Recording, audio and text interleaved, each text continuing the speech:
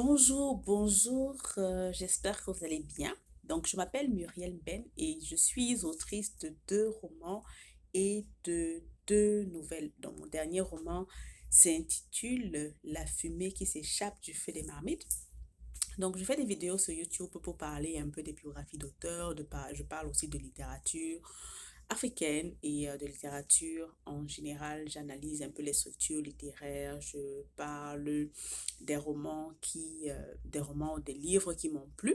Donc, aujourd'hui, j'ai voulu commencer cette vidéo avec cette chanson de Awilo Longomba qui s'intitule Coupé Bibamba. Donc, comment tu t'appelles? Euh, C'était l'une des phrases dans le couplet, dans le refrain. Et pourquoi j'ai voulu commencer par cela, c'est parce qu'aujourd'hui, on va parler de choix de nom, le nom de plume d'un auteur ou le choix du nom d'un auteur tout simplement parce que je vais commencer par une anecdote tout simplement. Donc, ma première nouvelle est parue en 2013 et je me souviens justement au moment de la publication du roman, c'est posé la question de savoir comment est-ce que je vais me nommer, comment est-ce que les lecteurs ou les lectrices vont m'identifier tout simplement. J'ai trois prénoms et un nom de famille, donc la question était pertinente. Donc, à l'époque, je ne vais pas plus loin que ça, ma réflexion ne va pas plus loin que ça. Je me dis, OK, je vais aller regarder dans le monde littéraire pour voir ce qui se fait généralement. Et donc, quand je vais regarder, je me rends compte que la plupart du temps, les, euh, les auteurs ont choisi, opté pour deux noms, tout simplement. Donc, j'ai donc décidé de me nommer Muriel Ben. Muriel, c'est mon prénom et Ben, c'est mon nom de famille. Et c'était tout. Donc, c'est un peu plus tard que je réalise que justement, il n'y a pas que au niveau de la concision, il n'y a pas que la concision du nom de l'auteur qui est pertinent, il y a d'autres critères qui entrent en jeu. Il y a aussi l'aspect du pseudonyme et tout. Par exemple, on a l'auteur Ken Bougoul qui a utilisé un nom de plume pour ses œuvres. Vous la connaissez probablement pour son livre Riwan ou le chemin de sable. Donc, euh, donc Ken Bougoul signifie personne n'en veut, même pas la mort. C'est assez fort comme pseudonyme. Donc, son vrai nom, c'est Marietou Mbaye. Et justement, l'auteur, on peut se demander pourquoi est-ce qu'elle a fait le choix de ce pseudonyme. Pourquoi tu choisis un pseudonyme? Est-ce que tu as des choses à cacher? C'est quoi? En fait, c'est quoi la raison principale qui explique l'utilisation d'un pseudonyme? Pourquoi ne pas utiliser son nom tout simplement? Donc, il n'y a pas une raison. Les auteurs n'utilisent pas. Les auteurs qui utilisent un pseudonyme, en fait, ne le font pas pour dérouter les lecteurs ou les lectrices. Il y a une réelle volonté derrière. Donc, moi, j'ai identifié cinq raisons principales. Et donc, l'une des raisons, en fait, c'est que les auteurs qui ont pris cette décision, en fait, le font pour des raisons de confidentialité. Donc, il peut arriver qu'on exerce une profession précise, par exemple, qu'on soit enseignant et qu'on soit intéressé par des thèmes un peu controversés. Et le fait d'aborder ces thèmes-là peut en fait entacher notre carrière professionnelle. On sait aujourd'hui qu'il y a des thèmes qui sont assez délicats à aborder. Donc, pour préserver en fait sa carrière professionnelle, comment dire son intégrité d'une certaine manière, on va opter pour l'utilisation d'un pseudonyme tout simplement. Donc, la deuxième raison, c'est que on peut utiliser un pseudonyme en fait pour éviter les préjugés. Donc, dans certains cas, les préjugés concernent tout ce qui est le sexe de la personne, l'orientation sexuelle, l'origine, la race. Donc, en tant que personne noire, je peux décider, peut-être moins aujourd'hui, peut-être à une certaine époque, quand on était noir, publier avec son nom réel pouvait avoir un certain impact ou bien pouvait être rejeté. C'est bien sûr une supposition. Je n'ai pas fait de recherche à ce niveau-là, j'explique juste en fait.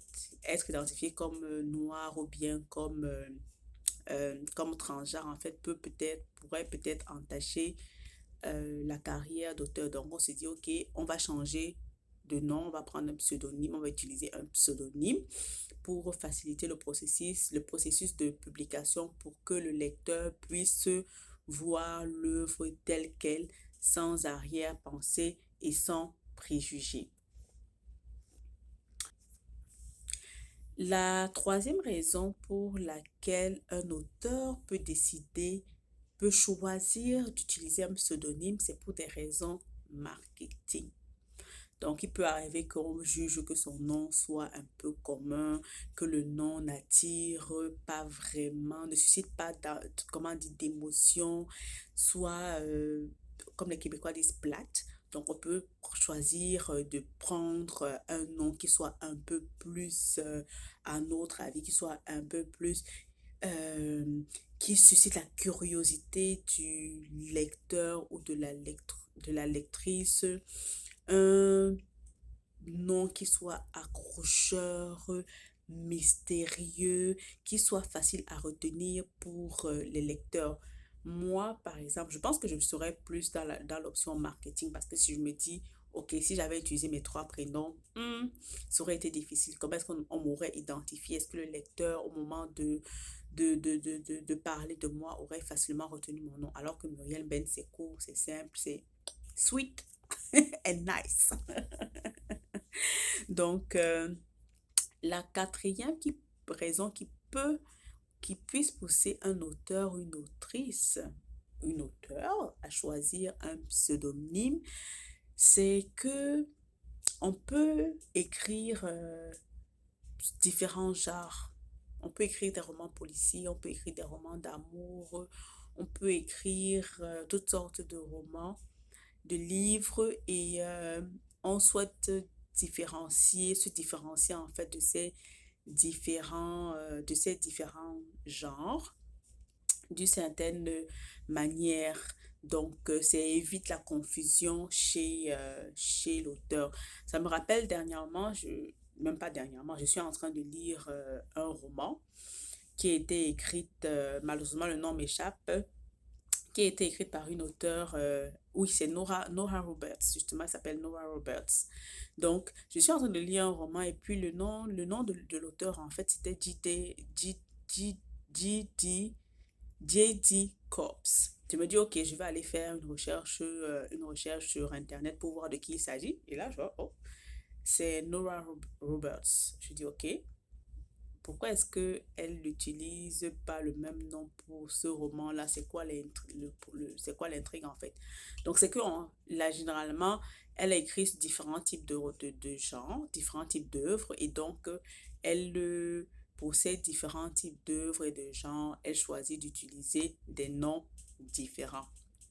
Je ne savais pas que c'était possible, que ça se faisait. Moi, honnêtement, si j'écris différents genres, je pense que a, a priori, je souhaiterais utiliser le même nom parce que ça permet qu'on puisse m'identifier vraiment pour mes différentes œuvres. En même temps, Nora Roberts est prolifique, donc je pense que qu'elle ait 50 000 noms n'entache rien à sa carrière. Donc, l'autre raison, qui est la dernière, la cinquième raison, c'est que on peut décider d'utiliser un pseudonyme pour préserver son héritage culturel. On sait par exemple que plusieurs pays africains ont été colonisés et que certains auteurs en fait ne s'identifient, rejettent les prénoms occidentaux qu'ils ont reçus. Donc, on peut ne plus s'identifier avec un nom. Par exemple, on peut s'appeler, comme moi je m'appelle Muriel, je peux décider demain que Muriel, franchement, je n'en veux plus. Et je prends un prénom issu d'un pays XYZ d'Afrique. Donc, le nom donc permet de préserver cet héritage culturel, de faire référence à sa famille, ou bien à ses ancêtres. Et je sais que c'est le cas de l'auteur, je ne sais pas comment on prononce son nom, malheureusement. C'est Ngugi W. Thiong'o. Donc, Lui, il s'appelle James. Il a enlevé le James et il a donc opté pour ce nom en particulier. Et c'est ça quoi, d'une certaine manière, choisir son nom en littérature fait en sorte que, en fait, suscite une réflexion vraiment réelle. Qui est-ce qu'on veut être? Comment est-ce qu'on veut paraître devant ses lecteurs? Quelle est l'impression qu'on veut leur laisser? Quel est le message que l'on veut véhiculer? Donc, ça dépend de l'auteur, ça dépend de chacun, de l'histoire, de tout un chacun. Et je pense que c'est important de ne pas juger les autres et puis plutôt d'essayer de comprendre la réflexion qui anime ce changement-là. Donc, c'est tout pour aujourd'hui. On se dit à bientôt dans une autre vidéo. Bien sûr, n'oublie pas de laisser un commentaire ou de mettre un pouce bleu en bas de la vidéo si tu as aimé. Et on se dit à bientôt.